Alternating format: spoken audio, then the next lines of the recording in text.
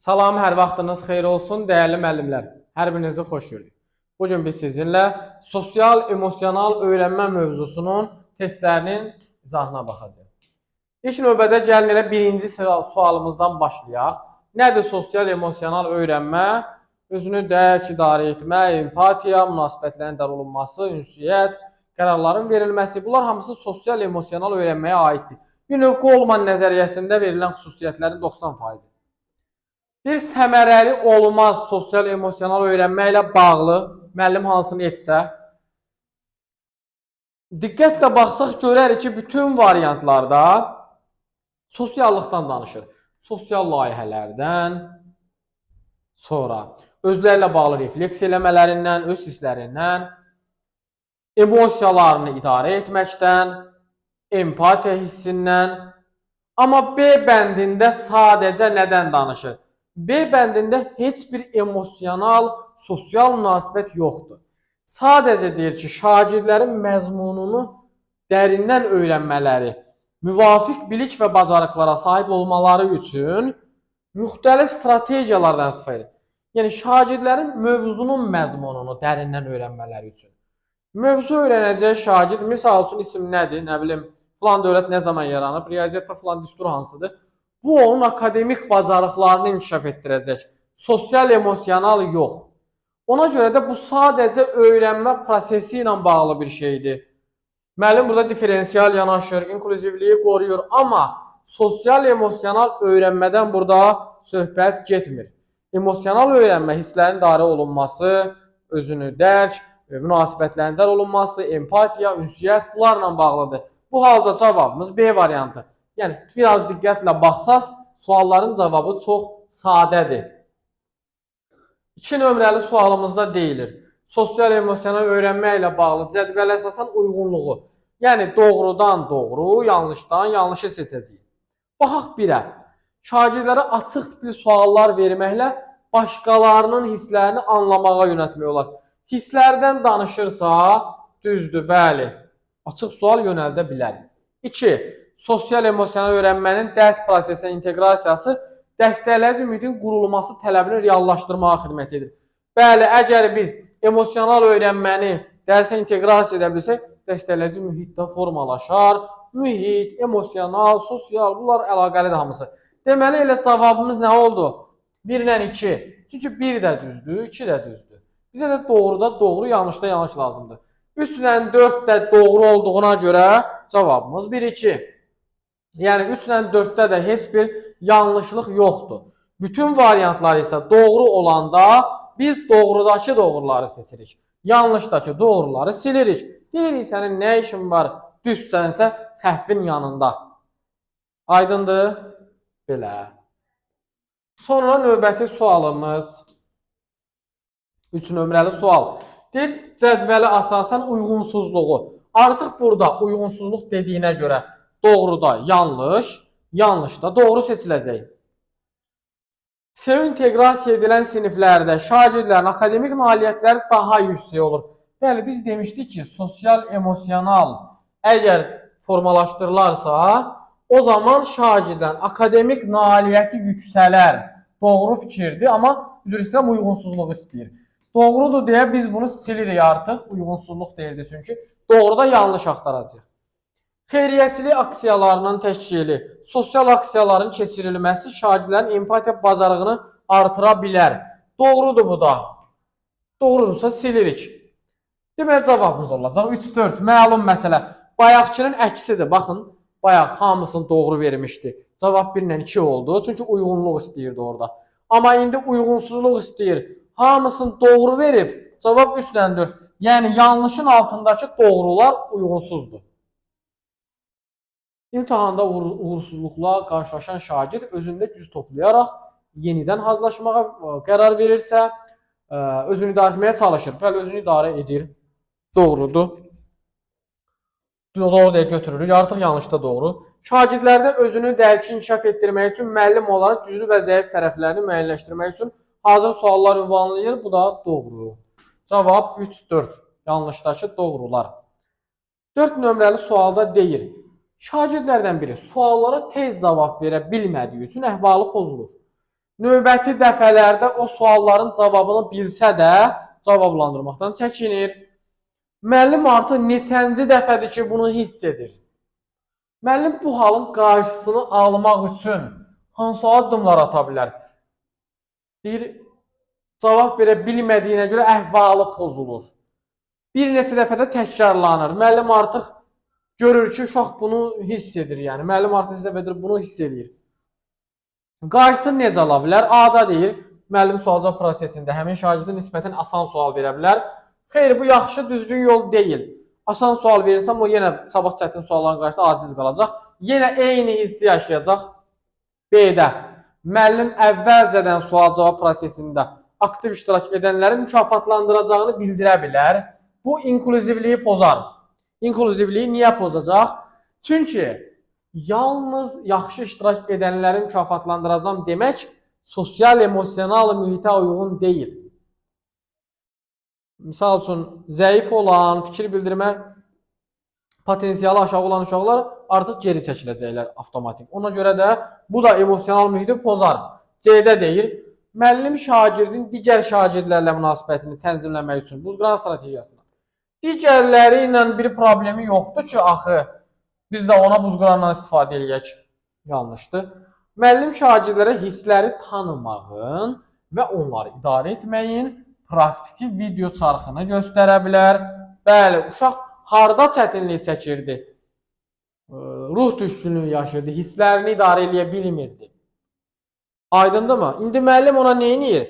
Hissləri tanımaq və idarə etmək üçün bir nümunə göstərir. Video çarx izlədir ki, bax, görürsənmi, filan kəs də burada əziyyət çəkdi, çətin oldu, ruhdan düşdü.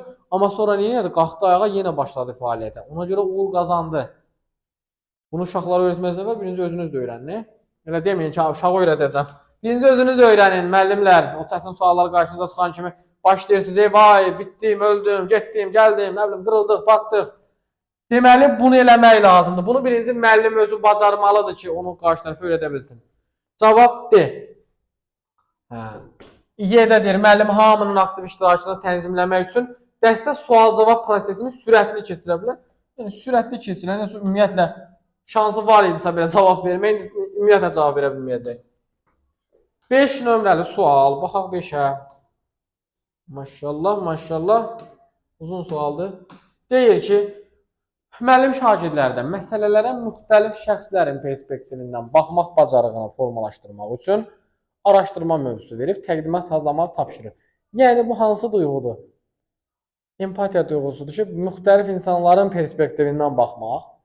Müəllim araşdırma fəaliyyəti zamanı şagirdlərin müxtəlif yollardan istifadə etmələrinə imkan yaradır. Müəllimin məqsədi haqqında verilmiş fikirlərdən hansı daha doğrudur? A bəndində deyilir ki, müəllimin məqsədi şagirdlərin başqalarının idraki və emosional vəziyyətlərini anlamalarını təmin etmək, sosial məlumatla kompetensiyasını formalaşdırmaq. Elə A bəndi doğrudur. Çünki müəllimin məqsədi nədir? Deyir, müxtəlif şəxslərin perspektivindən baxın. Yəni, özünüzü qoyun onların yerinə. Elə cavab olacaq A bəndi. Aydındır? Bəli. Sonra növbəti sualımıza keçid edək. 6 nömrəli sualımıza gəlim, baxaq. Burada deyir ki, müəllim dərs ili boyunca şagirdlərin akademik biliklərini yüksəltmək üçün müxtəlif resurslardan istifadə çoxlu tapşırıq işlədir. Dərs prosesində şagirdlər demək olar ki, fərdi şəkildə işləri, tapşırıqları həll edirlər. Nəticədə şagirdlərin müzakirə və problem həll etmə bacarıqlarını inkişaf etməmiş olur. Etməmiş. Yəni, müəllim ancaq tapşırıq işlədir deyə, onlar müzakirə eləmirlər, problem həll eləmirlər, ancaq fərdi şəkildə işləyirlər. Məlum məsələ, sosial-emosional bacarıqlar yaxşı inkişaf eləməyəcək. Deyir ki, verilmiş situasiya ilə bağlı hansı fikir doğru olar? A-da deyir, şagirdlərin akademik bilikləri yüksək olduğundan digər həyatı bacarıqlar, biliklərin təsiri nəticəsində özü formalaşacaq. Yox, yanlış fikirdir. Yəni, akademik bacarıq yüksəkdirsə, həyatı bacarıqlar özü formalaşacaq deyə bir şey yoxdur. Əksinə ola bilər. Amma həyatı bacarıqlar varsa, emosional, mənəvi dəyərlər və s. bu tip bacarıqlar varsa, akademik bacarıq özü formalaşa bilər. Yəni, özü özünü idarə edib gedib oxuya da bilər. Yəni, tərsinə olacaq əslində. B-də deyir, dərs prosesində müəllimin əsas vəzifəsi şagirdlərə keyfiyyətli təhsil verərək onlara bilik ötürməkdir. Keyfiyyətli təhsil vermək nə gözəl. Yalnız bilik mi ötürməkdir? Xeyr, yanlışdır. Yalnız bilik ötürmək olmayacaq əlbəttə ki, təkcə. C-də deyir, müəllim dərsini planlayanda şagirdlərin hər tərəfli inkişafını təmin etmək üçün müxtəlif iş üsullarında istifadəni nəzərdə tutmalıdır. Oxşuyur. Ola bilər C. Niyə? Çünki dərsi əvvəlcədən müəllim planlayanda yalnız fərdi şəkildə oturun tapşırıq işləyin, yox, müxtəlif iş üsulları, formaları, qruplarla, cütlərlə, bütün siniflərin fərdi hamısından istifadə eləsə daha uğurlu olar. Elə C bəndə olacaq məncə. Digərlərinə də baxaq. Müəllim şagirdlərini həyati bacarıqlarını formalaşdırmaq üçün dərsdən sonra xüsusi fəaliyyət təşkil etmək problemi həll etməlidir. Dərsdən sonra niyə? Dərs ilə özü dərsin içində müxtəlif iş üsulları, iş formalarını eləyə bilər də müəllim bunu. Niyə dərsdən sonra eləsin ki? Məktəbdə dərsin bilik yönümlü keçməsi düzgün haldır, səhvdir. Düzgün hal deyil. Cavab C bəndi. Sonra 7. Bir müəllim şagirdləri yaxından tanımaq, onlarda həyati bacarıqların olub-olmamasını müəyyən etmək üçün sorğu təşkil edir. Sorğunun nəticəsini təhlil etdikdə, müəllim şagirdlərin ən çox hisslərini idarə etmə çətinlik çəkdiklərini müəyyənləşdirir. Ən çox problemləri nədədir? Hisslərini idarə etməkdədir. Tez əsəbləşirlər, ruhdan düşürlər və s. Müəllim bu bacarığı şagirdlərdə formalaşdırmaq üçün hansı addımlar ata bilər? Yəni, özünü idarə etməni formalaşdırmaq üçün müəllim nə etməlidir? Onunla bağlı bir cavab axtarırıq. Müəllim sinifdə daha çox fərdi iş özünü idarə etməni formalaşdırmayacaq. Müəllim sinifdə konflikt yarandıqda problemi şagirdlər tərəfindən həll edilməsinə çalışmalıdır. Bəli, onların hisslərini idarə etməsinə kömək edəcək. Yəni, müəllim özü birbaşa etməyəcək, şagirdlər özləri idarə eləmiş olacaqlar.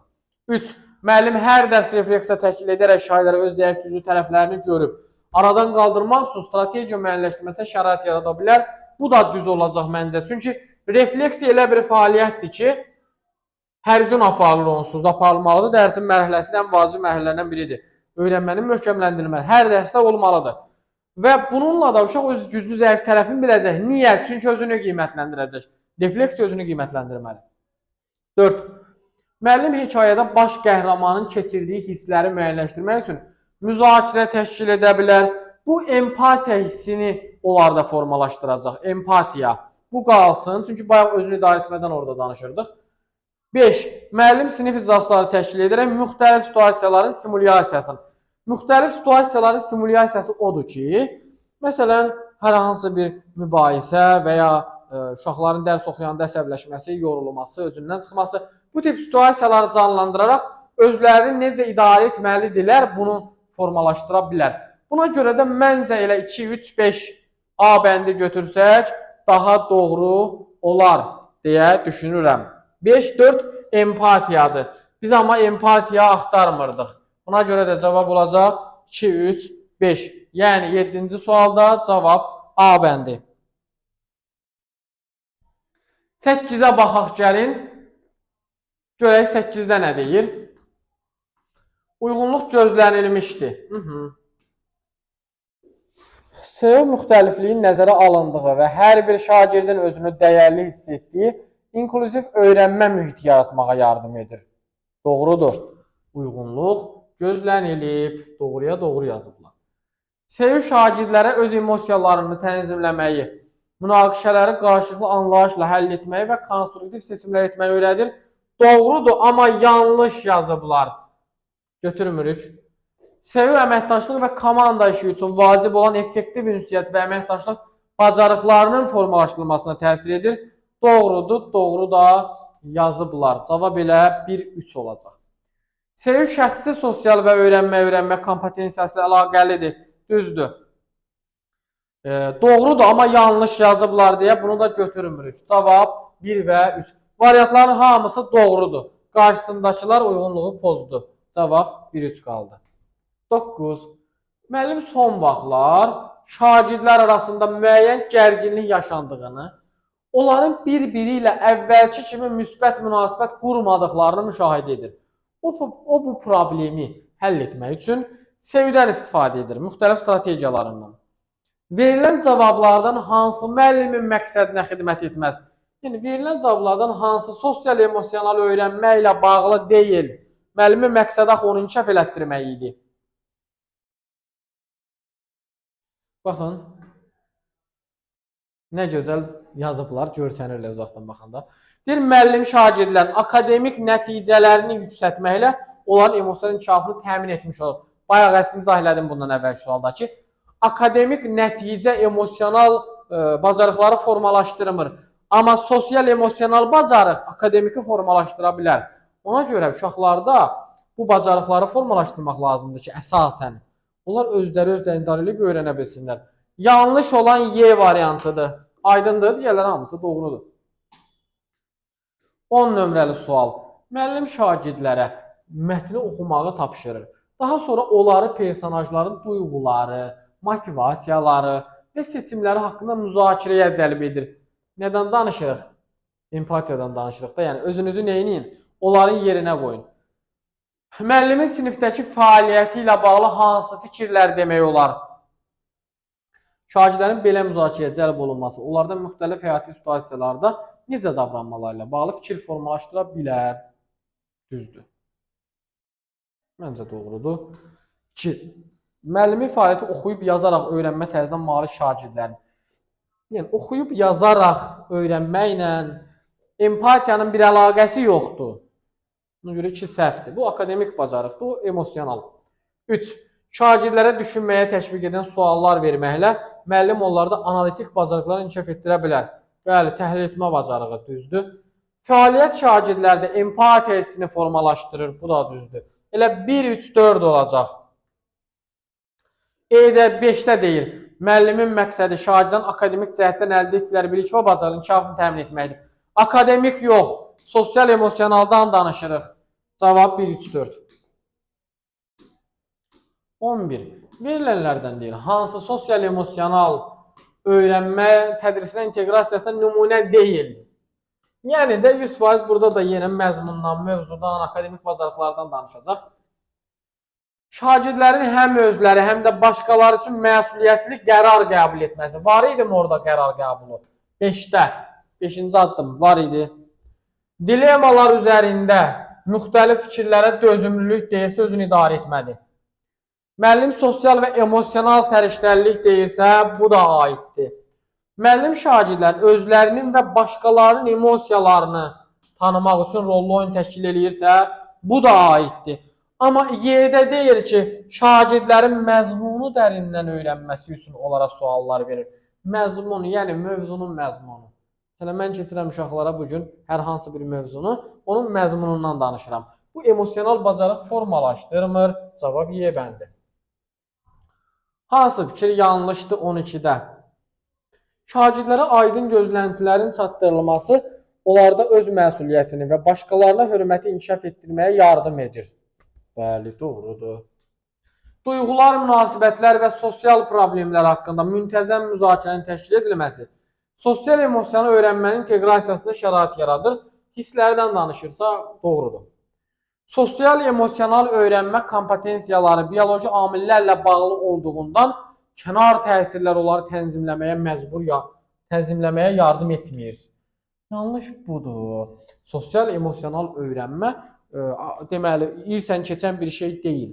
O, irsiyyətlə ötürülmür. O, cəmiyyətdə, mühitdə inkişaf edir, dəyişir. Ona görə də burada deyir ki, bioloji amillərlə bağlı olduğundan kənar təsirlər onları tənzimləməyə yardım etmir. Əksinə, kənar təsir elə onu düzəltməyə yardım edir. Uşaq özünü idarə edə bilmirsə, kənardan təsir kimsə ona bir yol göstərib istiqamət verəcək ki, özünü idarə eləsin. Cavab C. Digərləri də doğrudur. 13. Verilmiş fəaliyyətlərdən hansı sosial-emosional öyrənmənin təşkilinə aid deyil? Şagirdlərə fikirlərini aydın ifadə etməyə və yoldaşlarla diyaloq qurmağa şərait yaradır. Bəli, aiddir bu. Ünsiyyət bacarığıdır. Sosial-emosional ünsiyyət. Şagirdlər öz hissləri haqqında dərindən düşünmək, özünü dərk. Şagirdlərə yazı və ya müzakirələr vasitəsilə öz duyğularını müxtəlif formada, duyğularından danışırsa yenə sosial-emosionaldır. şagirdlərə müxtəlif mövzularda müzakirə təşkil edərək fərqli insanların fikirlərinə tolerant davranmaq deyirsə, fərqli insanların fikirləri empatiya ola bilər. Y. Şagirdlərin səylərini vurğulayan, eyni zamanda olan emosiyalarına yönəlik əks əlaqə qurulub deyir məqsəd çatmalarını təmin edilir. Emosiyalara yönəlik əks əlaqə yanlışdır. Emosiyalara yönəlik yox. İdraka yönəlik, fəaliyyətə yönəlik, gələcəyə yönəlik. Yəni, konstruktiv rəyin xüsusiyyətləri nə idi formativ qiymətləndirmədə? Onlar emosiyalara yönəlik rəy onları qapalı düşüncəyə salar. Sosial-emosional bacarıq inkişaf eləməz. Qapalı düşüncəli insanlarda da bu bacarıqlar formalaşmır. Ümumiyyətlə, sosial-emosional bacarıqları güclü olan insanlar həm də açıq düşüncəli olur. Sosial-emosional öyrənmə ilə bağlı yanlış fikri müəyyən edirik, yanlış fikirləri. Öyrənmənin tətbiq olunduğu siniflərdə şagirdlərin dərsə cəlb olması daha yüksək səviyyədə olur. Bəli, əgər biz SEO-nu sinifdə tətbiq ediriksə, o zaman öyrənməyə cəlb olma daha effektiv olur. Doğrudur deyə götürmürük. Özünün idrak kompetensiyasına malik olan şagirdlər özünün hissləri ilə yanaşı digər insanların da keçirdikləri xəbərdar olurlar. Empatiyadır, bu özünü idrak deyil axı. Yanlışdır. Sosial-emosional öyrənmənin daha çox yuxarı siniflərdə tətbiq olması məqsədə uyğundur. Yanlışdır. Yəni, yuxarı sinifdə yox, aşağı siniflərdə də keçirə bilərik. 4. Şagird yarım ilin sonunda əlaçı olmağı hədəfləyir. Ona bu hədəfə çatması üçün yalnız akademik bir üzr istəyirəm. Mən nəyi səhv elədim? Bu düzdür da. Biz yanlış axtarırdıq. Bunu silirik artıq. Sosial-emosional öyrənmənin daha çox yuxarı siniflərdə yanlışdır da. Düz seçmişim. Çaşdım. Düz seçmişim. Yanlışlı da seçmişim. Elə 2-3 cavabımız. 4 dənədirsə, şagird yarım ilin sonunda əlaçı olmağı hədəfləyir. Ona bu hədəfə çatması üçün yalnız akademik bilikləri deyil, həm də emosiyalarını düzgün idarə etməsində kömək edə bilər deyə düşünür. Doğru fikirdir deyə silirik. Cavab 2 və 3 olur. B bəndi. 15. Şagirdlərdən biri qrup üzvləri onun fikirləri ilə razılaşmadıqda o qələmini sürətlə masaya vurmaq kimi həyəcan əlaməti göstərməyə başlayır. Yəni, özünü idarə edə bilmir. Deyir, belə situasiyada müəllimin hansı addımları doğru olar? Qrup daxilində şagirdin davranışının yoldaşları ilə münaqişəyə çevrilməsinin qarşısını almaq üçün onu fərdi iş formasında fəaliyyətə cəlb edə bilər. Fərdi işdə cəlb eləsə, bu uşaqda o bacarıq formalaşmaz, yenə özünü idarə edə bilməyəcək. Yanlışdır. Şagirddə müxtəlif yanaşmalara hörmət nümayiş etdirmək, bacarığını formalaşdırmaq. Bəli, yəni yoldaşının fikrinə hörmətlə yanaş. Onun fərqli fikri ola bilər. Sən dediyinə zid bir söz deyə bilər. Bu o demək deyil ki, sən onunla qırışmalısan, dalaşmalısan. Qrup işinin gedişatının pozulmaması üçün şagird bu vəziyyətin görməzdən gəlmək. Görməzdən gəlmək yanlışdır burada. Axı bu uşaq həyəcanı idarə edə bilmirsə davadalaş düşəcək orada. Ona görə yanlışdır götürmürük. 4.